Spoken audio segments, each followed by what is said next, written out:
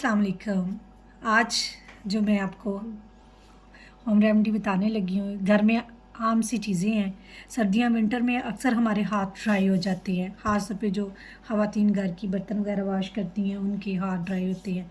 तो ये एक छोटा सा टोटका है जो मैं खुद भी यूज़ करती हूँ, आपको बताने लगी हूँ। इसमें सिर्फ 3 चीज़ें आपने ऐड करनी है। 2 दर लीमू लिए हैं मैंने, ग्लिसरीन मार्केट से आम मिल जाती है, मेडिकल स्टोर से मिल जाएगी। रोज़ वाटर अर्के गुलाब भी मार्केट से मिल जाता है आपको। अब सबसे पहले हम लोग लीमू का रस निकाल लिया 2 दर्द का मैंने। इसके बाद मैं इसमें रोज़ वाटर ऐड कर रही हूँ। 1 हिस्सा लीमू होंगे का रस होगा और 3 हिस्से इसके रोज़ वाटर के आपने ऐड कर देने हैं।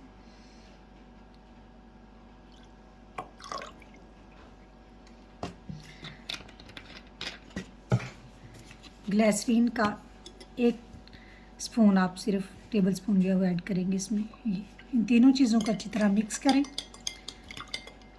जनाब, ये होम रेमेडी तैयार है।